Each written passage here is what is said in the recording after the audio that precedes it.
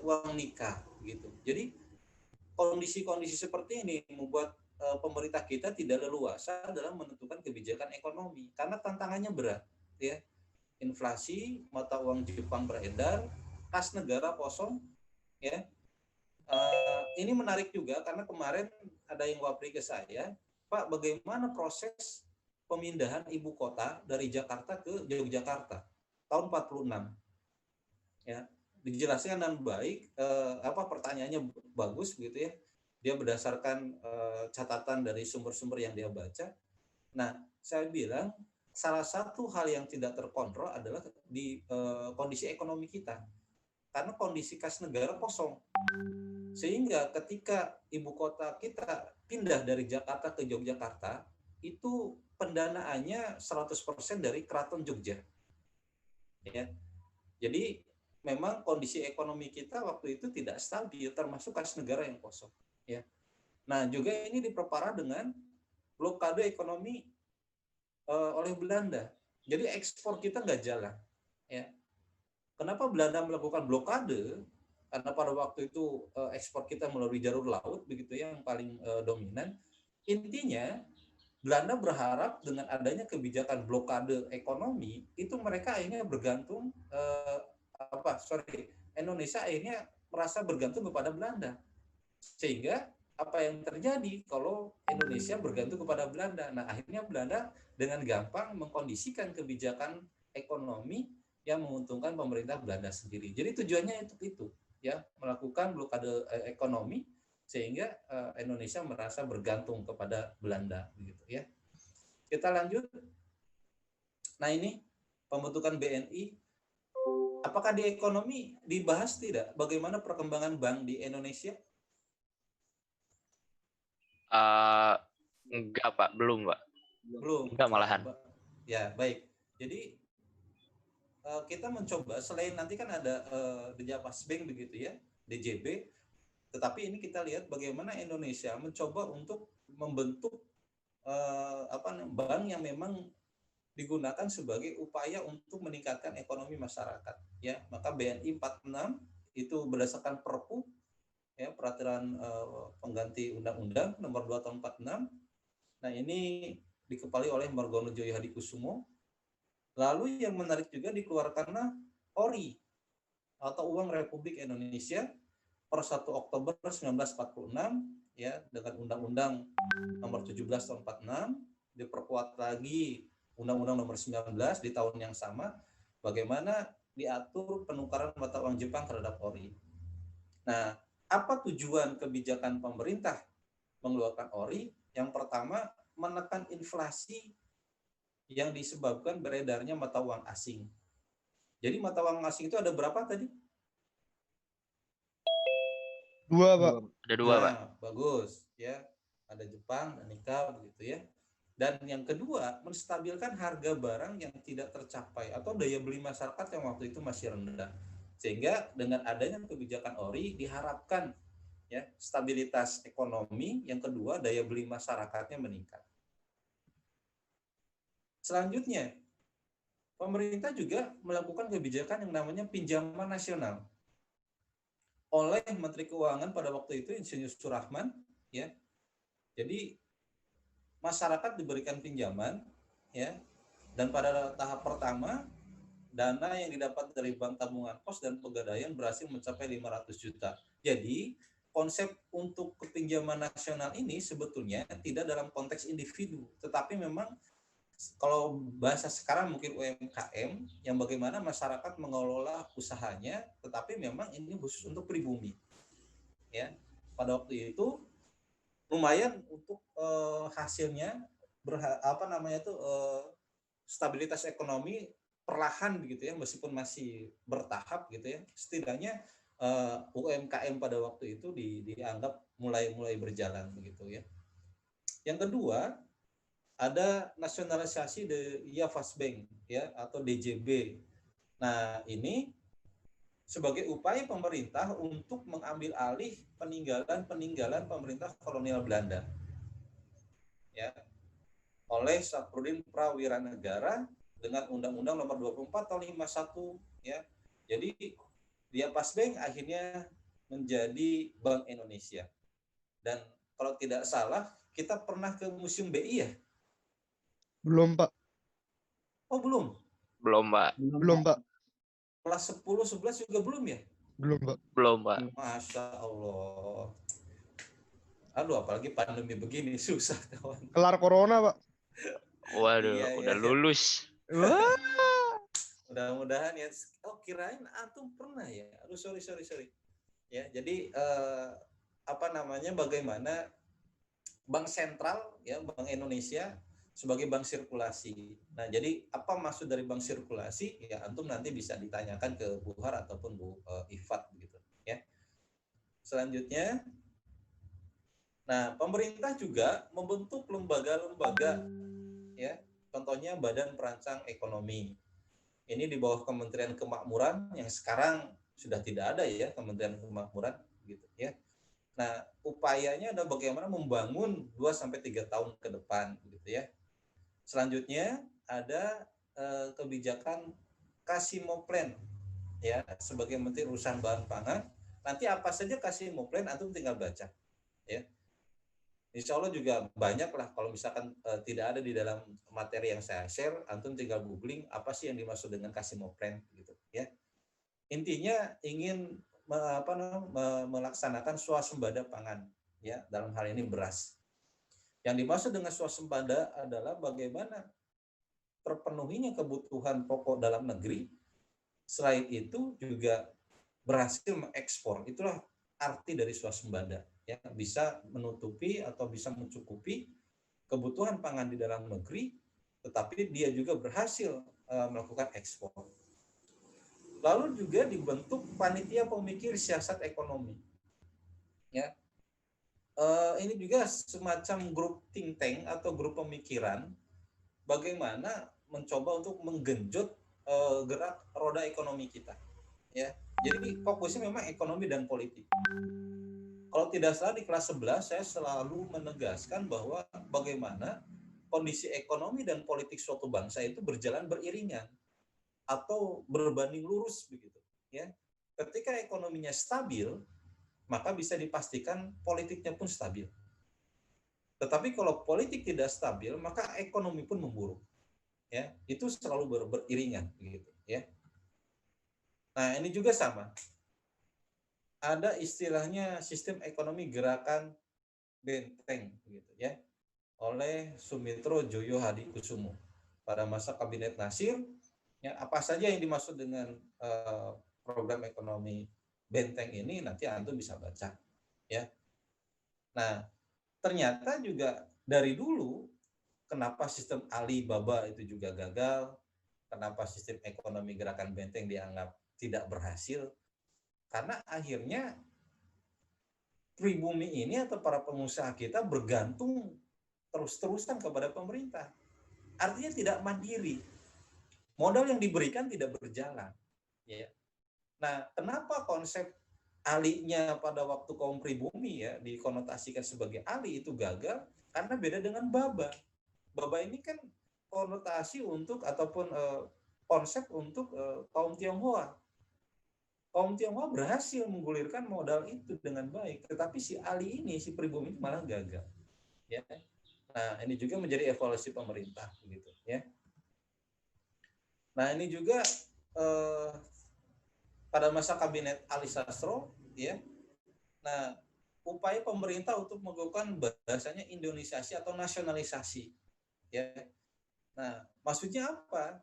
Jadi karena kita sudah merdeka, artinya SDM, ya, sistem, lalu kesejahteraan untuk masyarakat pribumi atau rakyat Indonesia menjadi tujuan utama dalam program-program pemerintah.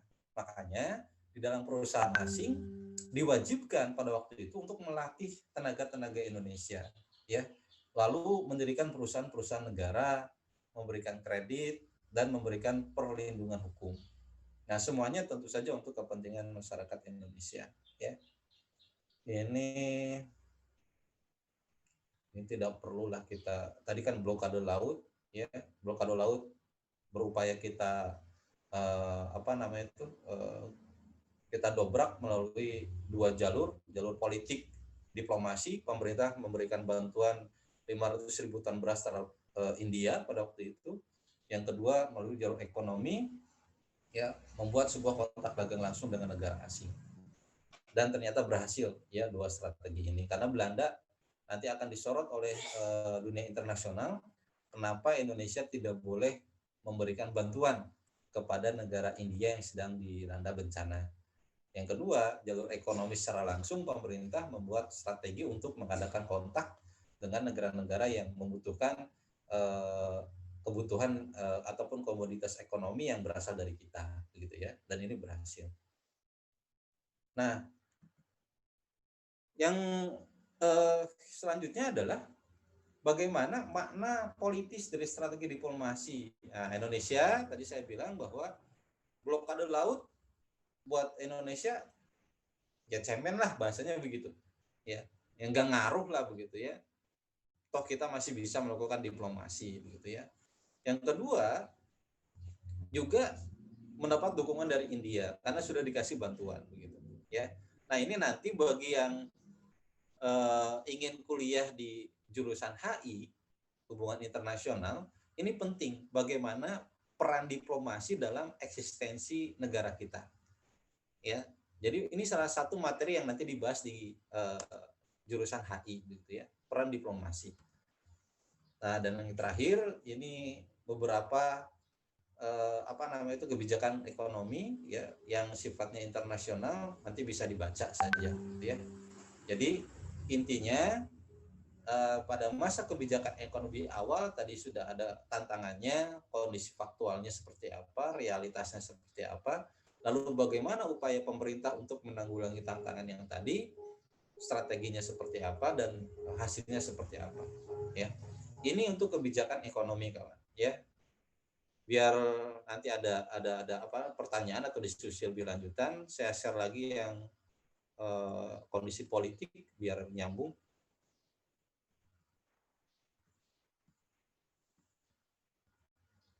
Bapak, ini sesi tanya jawabnya di akhir aja. Ya, di akhir aja kawan ya, biar fokus. Oke, makasih Pak. Sama-sama, ini pasti suaranya Nazila ini. Suaranya unik, khas. Baik, nah kita bahas lagi. Sudah kelihatan kan? Sudah, Pak. Nah, baik, ini di awal kemerdekaan. Nah, jadi kita bahas ya apa yang dilakukan oleh pemerintah kita begitu ya. Nah, negara Indonesia itu menurut beberapa ahli konstitusi, negara Indonesia baru lahir tanggal 18 Agustus 1945. Ya, paham ya kenapa disebut 18 Agustus 1945? Ya, ingat negara kita baru lahir 18 Agustus 1945 secara konstitusi. Kenapa? Karena antum tahu juga, mungkin pernah belajar dengan Pak Yus begitu ya. Apa syarat-syarat berdirinya suatu negara? Ya. Nah, itu tolong dibaca lagi apa syaratnya ya. Misalkan saya sebutkan ada wilayahnya, ada rakyatnya, ada pemimpinnya, ada hukum, ada pengakuan internasional gitu ya. Nah, ini pun sama, Indonesia mencoba untuk mengubah konsep pemerintah kolonial dengan membentuk birokrasi, membentuk lembaga-lembaga yang disesuaikan dengan Undang-Undang Dasar 45. Ya. Makanya sidang PPKI itu ada 3, ya, 18 Agustus 1945, 19, dan tanggal 22. Nah, ini menetapkan dan mengesahkan Undang-Undang 45, memilih dan mengangkat presiden begitu ya, Insinyur Soekarno dan Muhammad Hatta, membentuk komite nasional untuk membantu tugas presiden. Ini DPR dan MPR belum terbentuk sebetulnya ya. Jadi memang disebutnya membentuk komite nasional ya. Lalu hasil sidang yang kedua membentuk 12 departemen atau dalam hal ini sekarang disebut kementerian begitu ya. Lalu membagi wilayah administrasi menjadi 8 provinsi. Nah, ini susunan kabinetnya nanti bisa antum baca lah ya, gampang itu. Nah, ini provinsinya dengan gubernur-gubernurnya ini sudah ada di bahan ajar kita. Nah, ini menarik juga. Ini maklumat politik 3 November ya. Jadi dibolehkannya partai-partai politik gitu. Karena dalam sidang PPK yang ketiga 22 Agustus 1945 pemerintah menetapkan hanya PNI sebagai satu-satunya partai politik di Indonesia. Ternyata banyak diprotes, ya, termasuk Ketua Badan Pekerja KNIP, ya, Sultan Syahrir, begitu, ya.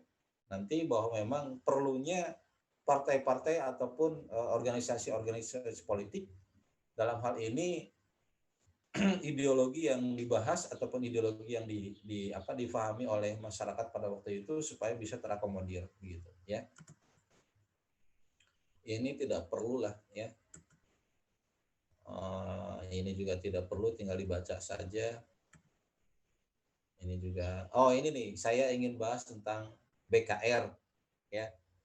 Nah, 22 Agustus 1945 atau sidang yang ketiga itu ada yang namanya pembentukan BKR, Badan Keamanan Rakyat. Awalnya BKR ini adalah bukan untuk organisasi militer dalam hal ini perang. Tetapi BKR ini pada awalnya adalah lembaga yang bergerak dalam bidang kemanusiaan, membantu korban perang, gitu ya, melakukan verifikasi data terhadap siapa saja yang menjadi korban dan sebagainya. Tetapi karena memang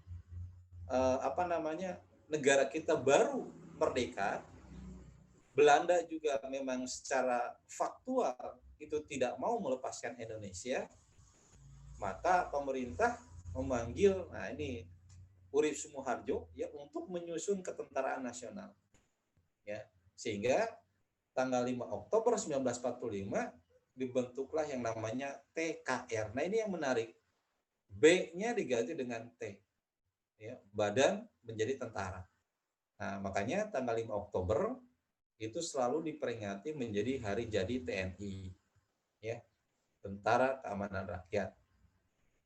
Urip Sumoharjo menjadi kepala staf umum, ya.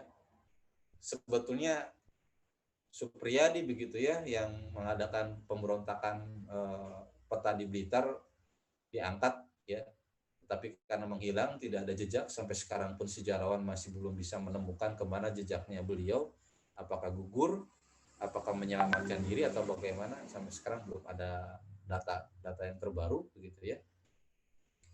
Dan akhirnya di bulan November diangkatlah Kolonel Sudirman sebagai Panglima TKR, ya. Ini menarik, Panglima, ya.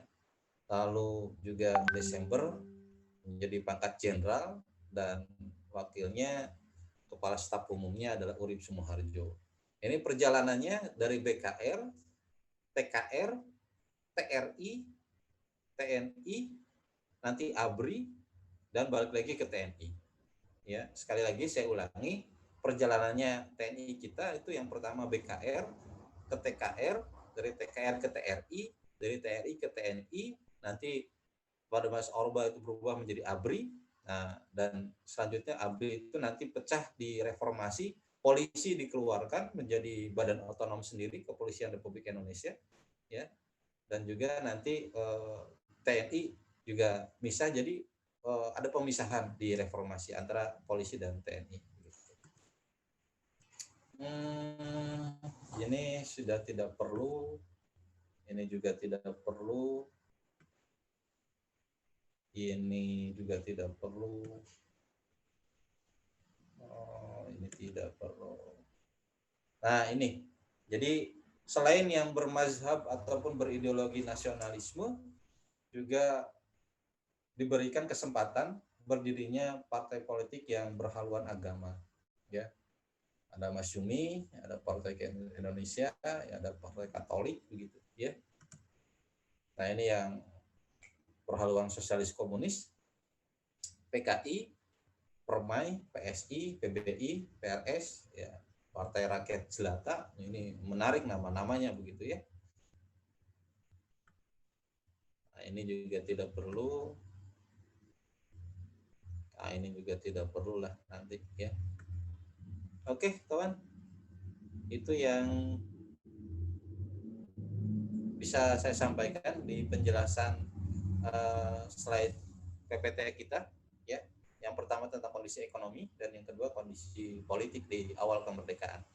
Saya tidak akan lagi membahas tentang upaya mempertahankan kemerdekaan di bidang ataupun strategi diplomasi atau perundingan dan konfrontasi. Karena kita sudah pelajari di kelas 11, betul kan? Iya, Pak. Nah, Sudah. gitu. Jadi maksud untuk efektivitas begitu ya. Jadi tinggal dibaca karena saya pun sudah memberikan bahan ajarnya begitu ya. Sudah saya share di e-learning bagaimana upaya pemerintah kita dalam mempertahankan kemerdekaan melalui dua strategi, yaitu strategi diplomasi dan konfrontasi, perundingan dan peperangan. Baik kawan, silakan kalau ada yang ditanyakan. Tadi Nazila dulu, Nazila silakan Bapak Nazila. aku nanya, Ya, silakan Nazila. kalau reka itu ngapain ya Pak? Nah, kan ada rekonstruksi ekonomi dan rasionalisasi angkatan perang pada tahun 1948. Nah itu berlangsungnya 1 tahun atau gimana? Terus rekonstruksi ekonomi apa aja yang mereka buat gitu Pak? Soalnya Baik. aku bingung nggak nyari sumber tapi nggak ada. Nazila, makasih pertanyaannya. Nggak usah bingung-bingung kawan. Ya, ntar bingung itu. Itu bingung itu artinya proses berpikir. Ya. Iya. Jadi ketika ada suatu permasalahan, ya, kalau kita cari solusinya, ada kebuntuan, nah di situ kan bingung. Jadi konteks bingung di sini dalam arti bagaimana cara menemukan menemukan solusi. Rekonstruksi berpikir. Jadi sebetulnya bukan reka tapi rera, ya. Rera. Iya, rera betul. Itu atas inisiatif dari wakil presiden pada waktu itu yaitu Muhammad Hatta, ya. Nah, apa yang dimaksud dengan rera ini? Yang pertama, ingat kita masih dalam konteks ekonomi kita masih tidak stabil, begitu, ya. Maka tadi kan saya bilang ada beberapa poin-poin ya bagaimana meningkatkan ekonomi kita. Jadi kebijakan Wapres ini juga didukung oleh kebijakan-kebijakan yang lain yang sudah tadi saya jelaskan. Itu yang pertama. Yang kedua, ini pernah mendapat tantangan dari kaum militer. Kenapa? Karena rencananya Muhammad Hatta atau pemerintah dalam hal ini akan memangkas anggaran untuk militer kita. Otomatis ketika anggaran militer kita dipangkas, nanti akan berdampak terhadap pemecatan ataupun pengurangan jumlah SDM yang ada di dalam tentara kita.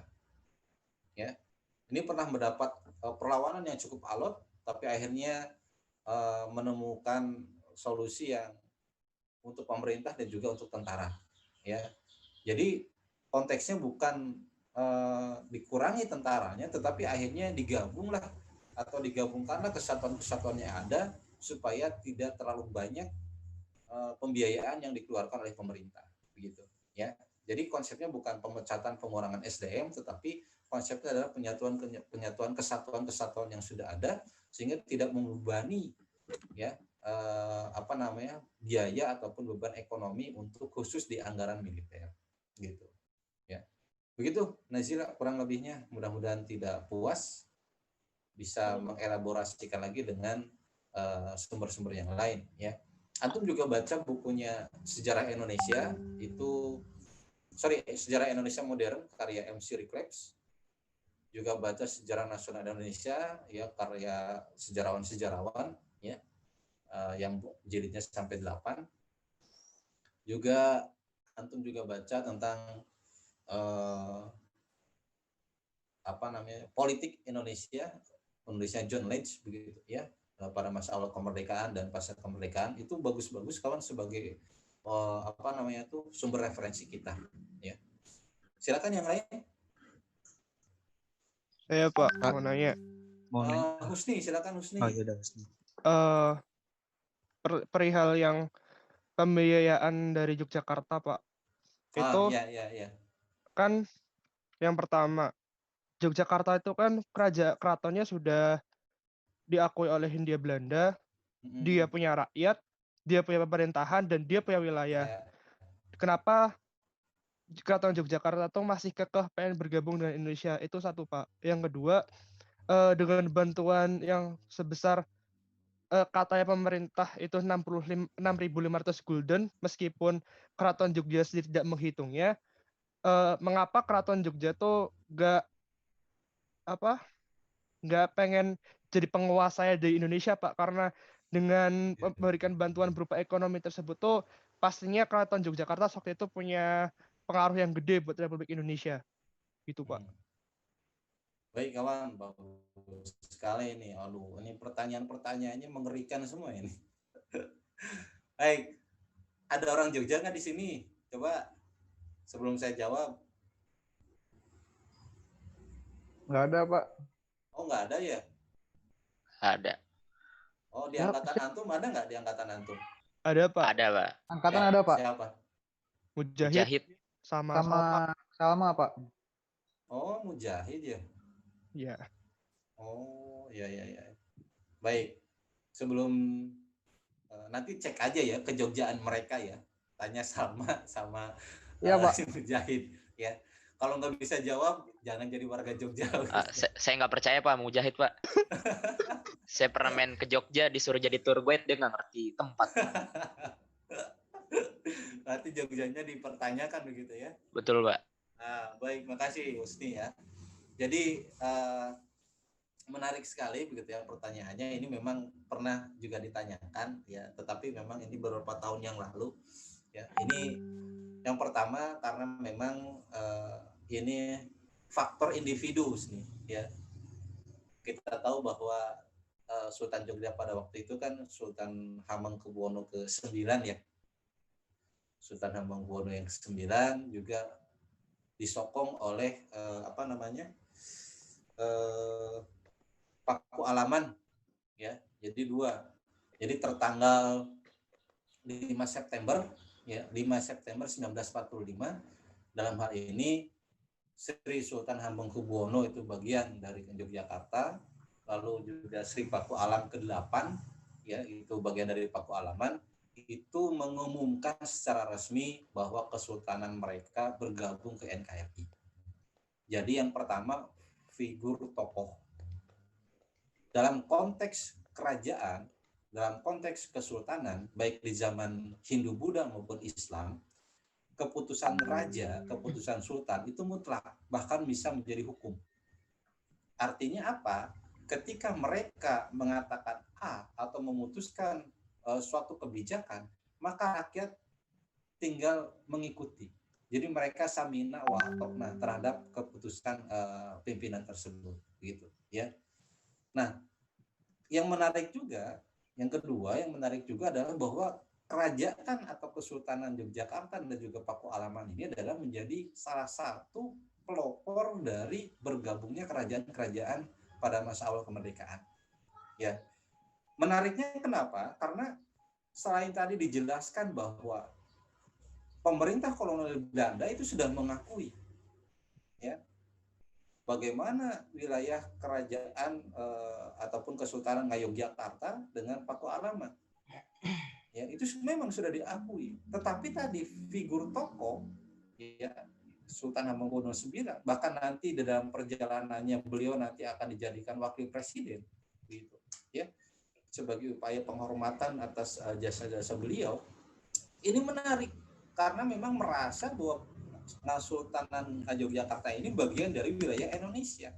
Karena mereka merasa bahwa kaum pribumi itu perlu ya menunjukkan eksistensinya. Bahkan yang menarik nanti di tahun kurang lebih 46, 47 bahkan sampai di 49 begitu ya. Yogyakarta punya Kesultanan Yogyakarta pada waktu itu punya peran yang sangat penting.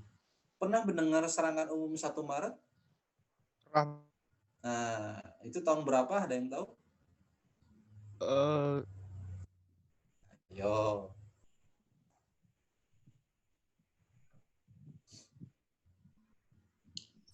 48 gak sih?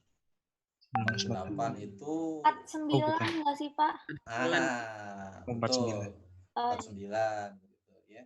Antum lihat kenapa yang menarik itu ketika pasukan kita ya kan yang punya ide itu untuk merebut Jogja kembali sebetulnya Sultan Hamengkubuwono ke-9. Tetapi yang menjalankan operasi militer secara teknis memang waktu itu adalah mantan Presiden Soeharto. Ya. Pada masa Orde Baru, serangan umum 1 Maret ini diakui hanya milik Pak Soeharto saja, Presiden Soeharto. Ya. Tetapi setelah reformasi dibuka ulang sejarahnya, ternyata yang punya ide itu adalah ya Sultan Hamengkubuwono ke-9. Dan yang menariknya basis ataupun base camp-nya dalam merencanakan operasi pengembalian Jogja ini itu ada di Keraton Jogja. Ya. Jadi Belanda segan ya untuk memasuki Keraton Jogja. Ya. Sehingga ketika rencana-rencana keluar masuk ya meskipun melakukan penyamaran itu pasukan Belanda tidak berani untuk mencegah orang-orang keluar masuk Keraton Jogja. Ini yang penting ya. Jadi sekali lagi memang diakui, tetapi mungkin figur tokoh ya Sultan Hamengkubuwono IX dan Paku Alaman itu juga menentukan jalan atau nasibnya bangsa Indonesia ke depannya. Ya. Bahkan hampir 1 tahun lebih begitu ya ketika ngobrol tentang bagaimana upaya pemindahan ibu kota ya dari Jakarta ke Jogja itu kan sebetulnya Sultan Hamengkubuwono IX yang menawarkan untuk pindah ke ibu kota. Karena pasukan sekutu sudah banyak di Jakarta, ya, keamanan, keselamatan dari para tokoh nasional juga terancam, maka mereka diminta untuk hijrah ke Jogja di bawah perlindungan Sultan Jogja. Ya. Dan yang menarik, ketika pemindahan ibu kota ini, itu sangat-sangat rahasia dan juga terburu-buru. Ya, para tokoh itu sampai tidak sempat untuk membawa harta bendanya. Ya. Soekarno pun pernah berkata di dalam suatu rapat kabinet bahwa jangan sampai membawa harta benda. Ya, mereka membawa baju yang dia pakai saja dan itu pun menggunakan kereta. Dan keretanya pun itu keretanya adalah kereta yang pada waktu itu gerbongnya kosong. Jadi dianggap gerbong barang. Jadi Belanda sekutu tidak curiga. Nah, ini nih yang menarik begitu ya. Jadi sekali lagi kalau dikembalikan pertanyaannya Husni, itu memang figur tokoh kawan ya. Kita merundukkan tokoh-tokoh yang punya integritas ya, termasuk mungkin antum beberapa kelompok kemarin di IPA ada yang juga membahas tentang Sri Sultan Hamengkubuwono IX, bagaimana peran beliau dalam mempertahankan kemerdekaan itu sungguh luar biasa begitu ya. Jadi sampai sekarang pun Jogja keraton itu punya kekuatan yang cukup luar biasa secara politik dan budaya. Politik kenapa? Di satu sisi politik dalam arti bahwa Yogyakarta itu adalah daerah istimewa, bagian dari provinsi negara Indonesia. Dalam konteks budaya, ya Keraton Jogja termasuk keraton yang paling eksis di Nusantara. Ya, kenapa disebut paling eksis? Karena nilai-nilai budaya sosiokulturalnya sampai sekarang masih terasa. Ya. Nah, bahkan kita lihat bagaimana perkembangan kesultanan ini ya sampai sekarang apa yang menjadi menariknya. Contoh kecil adalah ketika Sultan Jogja berani menolak pembangunan jalan tol di Yogyakarta. Ya. Silakan antum main ke Jogja, antum tidak akan menemukan jalan tol. Ya. Itu kebijakan dari sultannya. Ya. Jadi sultannya pernah berkata bahwa itu tanah pribumi, ya. Jalan dibangun di atas tanahnya pribumi. Tapi pribumi harus bayar untuk menggunakan jalan tol itu. Piye? Ya. Bagaimana ini pola pikirnya? Makanya di Jogja itu tidak ada jalan tol begitu, ya. Tetapi dibangunlah jalan-jalan yang besar, ring road, ya utara, selatan, ya penghubung nanti ke berbagai wilayah, ke Magelang, Temanggung, Solo, Sragen dan sebagainya. Itu dibangunnya ring road, jalan-jalan besar yang memang bisa dilalui 3 sampai 3 baris begitu ya, 3 lajur dalam satu arah lalu lintas begitu ya. Nah, ring road ini jalan-jalan besar begitu ya. Jadi sekali lagi itu yang bisa saya sampaikan terkait pertanyaan Husni. Begitu ya nih ya, mudah-mudahan tidak puas nih. Bisa dibaca lagi ya. Silakan yang lain. Pak, mau tanya, Pak.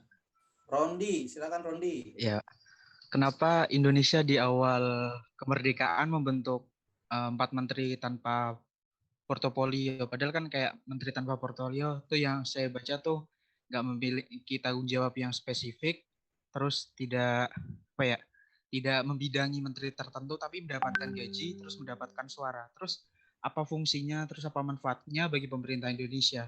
Terus Amerika sendiri mengatakan kalau menteri tanpa portofolio itu kayak tidak umum, hal yang tidak umum gitu. Oke, yang lain sebelum saya jawab deh, barangkali yang lain pernah mendengar istilah menteri tanpa portofolio? Ayo, silakan. Baru kali ini, Pak. Iya, Pak. Belum, Pak. Belum, baru kali ini. Iya. Iya. Oke, baik kawan ya. Makasih pertanyaannya Rondi begitu ya. Jadi yang dimaksud dengan kondisi awal kemerdekaan kita kan sebetulnya tadi ya tidak ataupun masih kurang stabil gitu ya. Nah, yang pertama ketika pembentukan 12 kementerian, diantaranya ada 4 menteri begitu ya yang disebut dengan menteri tanpa portofolio ataupun tadi sudah disebutkan sama Rondi itu adalah yang dianggap tidak punya kementerian yang bahkan digaji begitu ya, jangan-jangan makan gaji buta begitu ya Rondi ya. Nah, baik. Jadi di dalam beberapa sumber atau literasi sejarah, menteri tanpa portofolio ini adalah menteri pemerintahan, sama menteri secara resmi begitu ya. Cuman tanpa mempunyai tanggung jawab spesifik untuk mengepalai ataupun membawahi departemen atau kementerian tertentu. Ya. Nah, artinya apa? Tetapi ini yang menarik ya, ketika di beberapa negara bahwa kabinet itu disusun, itu ada yang namanya koalisi ya. Di beberapa negara yang mempunyai keputusan kabinet ataupun eksekutifnya terdiri dari tidak presidensial murni, maka menteri tanpa portofolio yang tadi disebutkan Rondi termasuk di Amerika ini tidak umum begitu ya. Tetapi di Indonesia itu menarik. Ya, ini penting. Kalau sekarang beberapa sejarawan termasuk sejarawan Jogja pernah mengatakan menteri tanpa portofolio ini adalah menteri koordinator kawan. Yang Menko. Kalau sekarang sifatnya Menko. Ya. Tetapi memang Menko ini sekali lagi tadi disebutkan tidak memimpin kementerian tertentu tetapi tanggung jawabnya besar. Paham nggak sampai situ Rondi? Iya, Pak. Nah, begitu ya. Tetapi ingat, yang namanya Menko ini kan hampir disebutkan ya koordinator para menterinya lah begitu ya. Kenapa disebut apapun tidak dibebani oleh kementerian? Karena dia bertanggung jawabnya juga sangat besar kepada presiden, wakil presiden, ya. Juga nanti kalau sifatnya parlementer dia bertanggung jawab juga pada perdana menteri. Jadi merumuskan kebijakan-kebijakan yang sifatnya strategis, ya, sehingga tidak dibebani dengan memimpin satu pemerintahan, satu kementerian atau satu departemen. Tetapi dalam konteks demokrasi pada waktu itu disebutnya koalisi begitu ya, itu hal-hal yang sifatnya sudah dipikirkan dengan baik oleh negara kita. Jangan meremehkan tokoh-tokoh nasional yang dianggap tidak paham hukum atau konstitusi kawan. Hati-hati ya. Tokoh-tokoh kita tuh ahli hukum. Ya, MR yang antum pernah mungkin ada MR Ahmad Subarjo, MR Asaat. MR itu adalah Master of Richten. Ya. Bukan master tua. MR itu. MR Saprodin Perwira Negara, bukan master atau tuan kawan, tapi Mr. of Richten. Artinya apa? ahli hukum, sarjana hukum yang memang dari Belanda. Ya.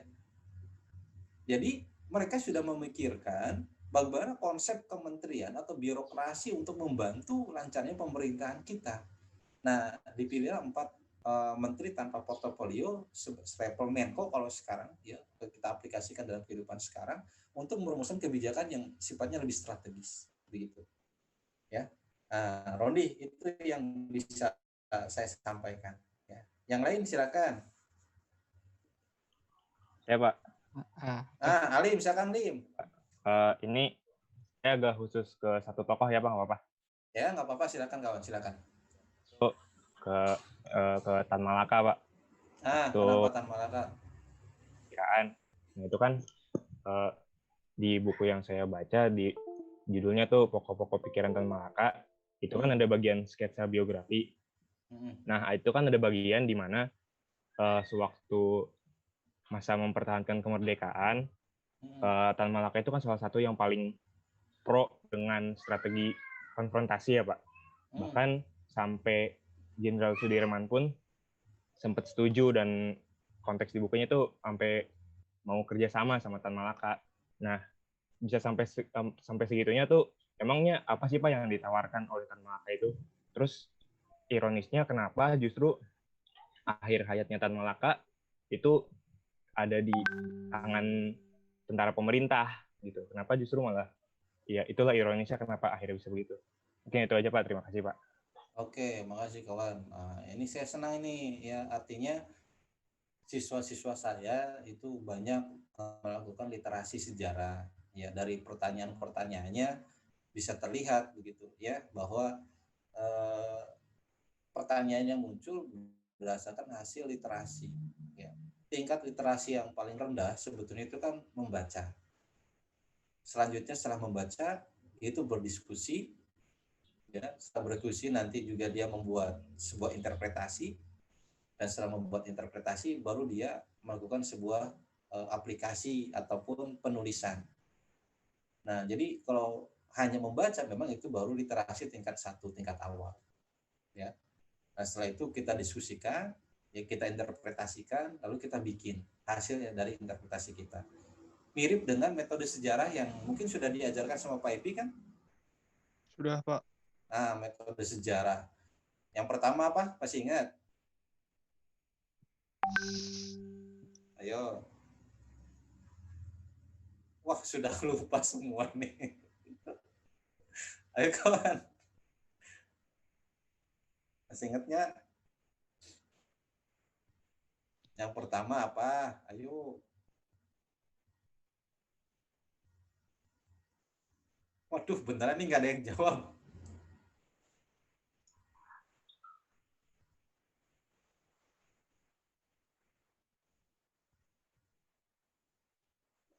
Kalau pembuatan bukti itu nanti verifikasi kawan, itu tahap selanjutnya.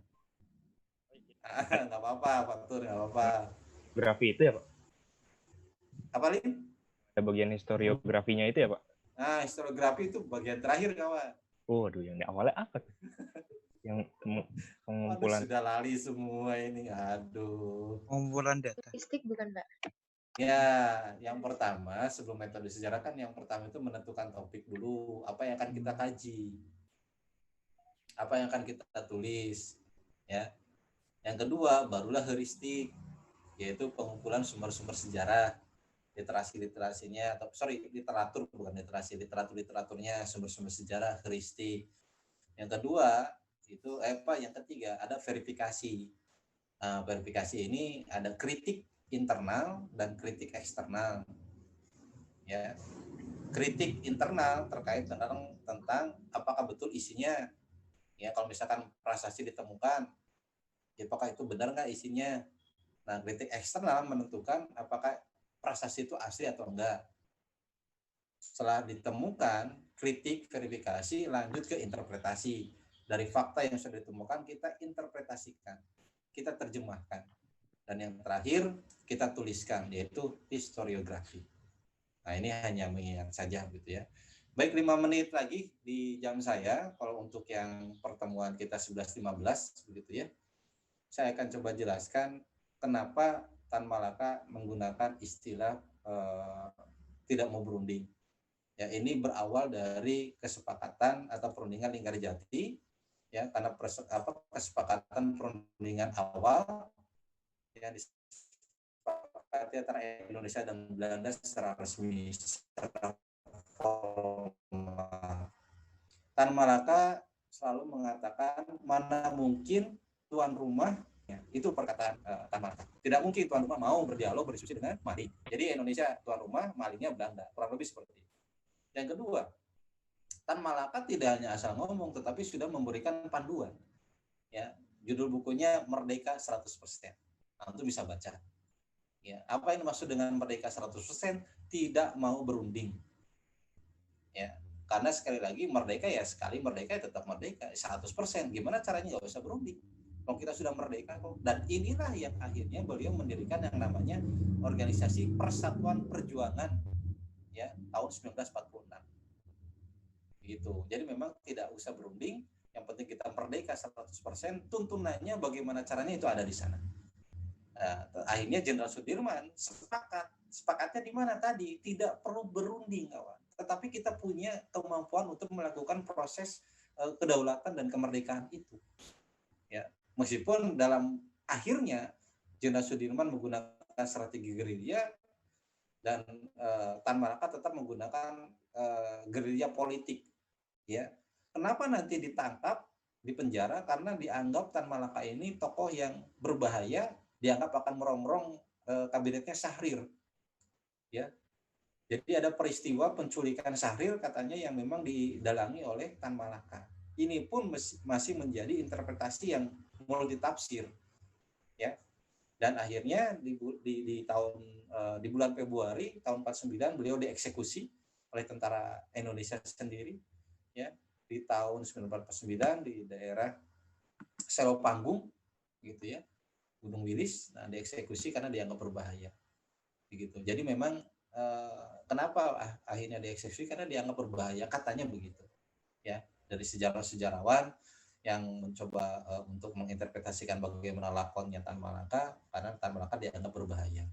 Tetapi ingat kawan, Soekarno itu pernah memberikan penghargaan, yaitu pahlawan nasional kepada Tan Malaka, begitu. Ya, itu tidak pernah dicabut, apalagi pada masa Orde Baru nama Tan Malaka hampir dihilangkan dalam sejarah Indonesia karena beliau kan dianggap komunisme. Orang yang menganggap Tan Malaka komunisme itu tidak belajar sejarah dengan baik atau tidak melakukan literasi dengan baik. Ya, nasionalisme, ya, karena beliaulah yang pertama kali menggunakan konsep Republik Indonesia. Ya, Republik Indonesia beliau yang menggagas. Buku-buku itu Narda Republik Indonesia malah dibaca oleh Soekarno, Hatta, Ahmad Supardi dan sebagainya. Islamisme beliau adalah ketua Sarekat Islam, mendirikan sekolah Sarekat Islam.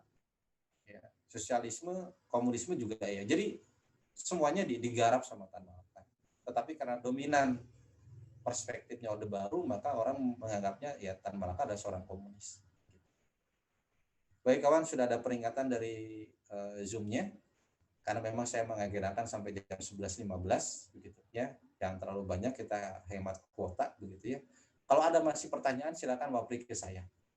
Ya, insya Allah selama saya bisa jawab saya coba bantu. Begitu ya kawan-kawan semua. Saya minta terakhir untuk screenshot videonya dimunculkan kawan untuk laporan pembelajaran kita. Baik. Yang lainnya ayo segera karena sebentar lagi mau berakhir.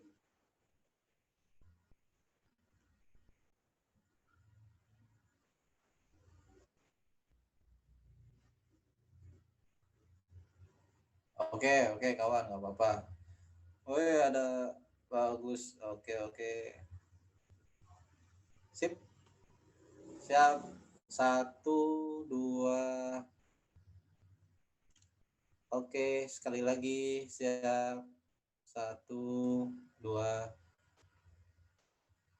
3. Oke. Makasih kawan. Kita akhiri bersama dengan membaca hamdalah. Alhamdulillahirrahmanirrahim. Alhamdulillah. Terima kasih atas waktunya, juga sehat-sehat semua, ya, jaga kesehatan, salam hangat buat keluarga. Sekali lagi terima kasih. Apabila ada pertanyaan, silakan bisa ke ketua kelas ataupun langsung wabri ke saya. Nantikan informasi selanjutnya di e-learning ataupun nanti di kontak di ketua kelas. Oke, itu saja saya akhiri ya. Assalamualaikum warahmatullahi wabarakatuh. Waalaikumsalam warahmatullahi wabarakatuh. Terima kasih Pak. Terima kasih Pak.